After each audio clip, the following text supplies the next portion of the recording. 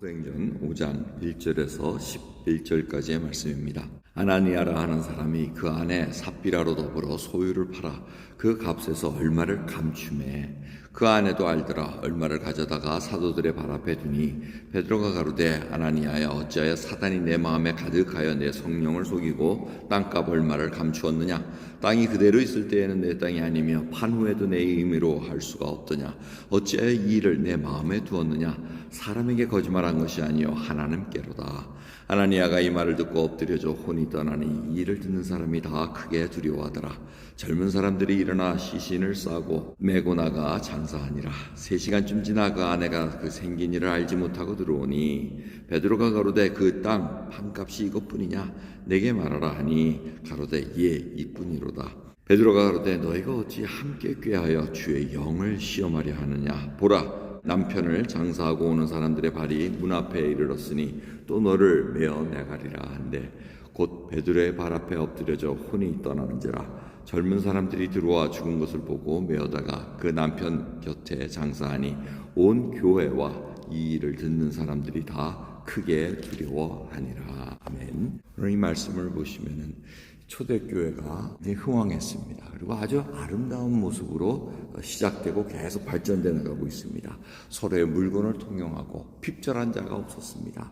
그리고 부자는 자기 땅을 팔아가지고 하나님 앞에 다 내려놓으면서 서로 나눌 수 있는 그러한 아름다운 공동체로 자라가고 있는데 아나니아와 삽비라는 사람이 옆에서 가만 보니까 저렇게 물건을 바치고 땅값을 바치고 하나님께 드렸더니 사람들이 막 굉장히 높여주더라는 겁니다. 그러니 아나니아 삽비도 처음에는 그러진 않았겠죠. 자기도 하나님께 바치고 싶은 마음이 있었을 겁니다. 바치겠다고 서원하고 그 다음에 팔았는데 돈을 막상 잡아보니 이게 좀 자기가 생각이 달라졌다는 얘기죠. 그래서 그걸 얼마가 감추었다고 얘기합니다.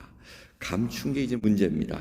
감췄더니 아내도 공범이 됩니다. 같이 의논해서 감춘 것을 다 알았다는 겁니다. 근데 베드로가 누가 알려주지도 않는데 성령 하나님께서 알려주셔서 그 땅값을 감춘 걸 알게 됩니다. 질문했을 때 이 아나니아가 처음에 부인했을 것입니다. 그러니 사단이 내 마음에 가득하다 이렇게 얘기합니다. 그 죽습니다. 곧바로 죽습니다. 그 다음에 아내가 또 들어오니 아내도 물어보니 이것밖에 아닙니다 하니까 또 죽습니다. 주의 영을 시험하고 사단이 가득한 자는 이렇게 하나님을 속이고 사람을 속이려는 그러한 태도로 나오기 시작합니다. 하나님께서는 우리가 생각할 때 왜 이렇게 심하게 하셨을까? 근데 생각을 해보시죠. 하나님께서 교회라는 것을 어떻게 생각하는 걸 우리에게 알려주고 있는 겁니다. 교회라는 것은 속이는 곳이 아닙니다. 특히 하나님을 속였다는 것은 이미 신앙이 없다는 겁니다. 사람에게 자기가 더 우대를 받기를 원하고 하나님은 안중에 없습니다. 사람들이 나를 어떻게 봐라. 이거에 대해서 초점 맞출 때는 이미 그 교회는 변질되기 시작했다는 것입니다. 그 성도는 변질되기 시작했다는 것을 알려주고 있습니다.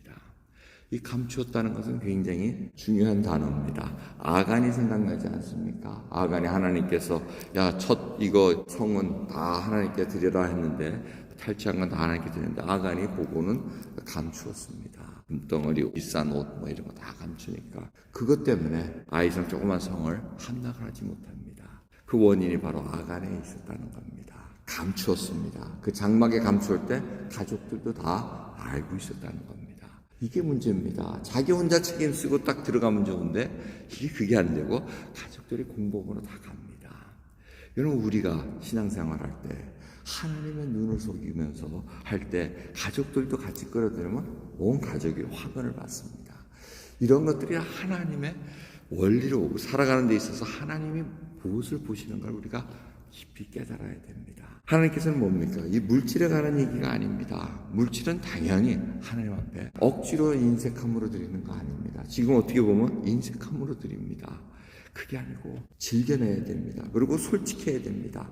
만약 아나니아와 삽비라가 베드로 앞에 나와가지고 처음에는 다 판값을 드리려고 했는데 이거 팔아보니 값이 이런데 저희들이 여기가 어디다 쓸 데가 있었습니다. 그러니까 양해해 주십시오 하면 또 상황이 달라질지도 모릅니다. 물론 하나님께 이렇게 하겠다고 서원했으면 그걸 갚아야 됩니다. 다 해드려야 됩니다.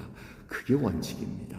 근데 상황 속에서 속였다는 것, 여러분 이것을 하나님께서는 결코 용납하지 않는다는 겁니다. 왜? 이 교회가 그러한 것이 아니기 때문에 그렇습니다. 그걸 본으로 딱 보여주십니다. 그래서 사람들이, 교회와 이 일을 듣는 사람들이 다 크게 두려워한다고 얘기합니다. 그럼 교회를 두려워한다는 건 뭡니까? 하나님이 살아계시다는 것입니다. 그럼 교회를 두려워하지 않는다는 것은 결국 하나님을 두려워하지 않는다는 것, 하나님의 그 속에 역사하심이 없다는 것을 보고 있다는 겁니다. 이 세상 사람들이 지금 이 현대사회에서 교회하면 두려워하지 않는다는 것을 여러분 아시지 않습니까? 두려워해야 되는데 두려워하지는 않습니다. 그곳에 가는 사람들 다 똑같다. 자기네들도 다 속여 취하면서 그 속에서 그냥 옹기종기 모여있는 곳이다 라고 생각할 때 하나님께서 얼마나 마음 아파하시겠습니까? 하나님께서 자비와 인내로 오래 참으시기에 저희들이 목숨을 부지하고 지금도 하나님 앞에 몸부림치며 신앙인다움, 예수 그리스도를 믿는 제자다움, 하나님의 백성다움으로 살아가기 위해서 얼마나 부단히 애쓰니까 하나님의 은혜 때문에 지금 살아가고 있습니다. 그런데 사단이 마음에 가득할 때 여러분, 그래서 그 길을 열어주면 안 됩니다. 처음에는 하나님의 은혜로 다 팔겠습니다. 아나니아와 삽바리가 그렇게 했겠죠. 그런데 막상 결과를 보니 이걸 좀 취해야 되겠다, 감춰야 되겠다 할 때 사단의 마음이 이미 그 속에 점점 싹트면서 자라나고 있었다는 겁니다. 베드로 앞에 섰을 때는 이미 사단의 마음으로 꽉 차 있는 것입니다. 그러게 저희들 이 예배 드리는 자세, 하나님 앞에 나서는 자세가 다시 한번 살펴봐야 됩니다. 하나님께서 심령이 가난해지라고 말씀하십니다. 심령이 가난한 자, 하나님만 의지하고 나가야 된다는 것, 그리고 애통하는 자, 세상의 죄뿐만 아니고 나의 죄도 애통해 하면서 하나님께 솔직한 마음으로 나갈 수 있는 저와 여러분 되기를 간절히 소원합니다. 기도하겠습니다. 하나님 감사합니다. 오늘도 주 앞에 예배 드리는 자, 기도 드리는 자로 나아섰습니다. 주님, 저희들이 혹이라도 주 앞에 속이는 것은 없습니까?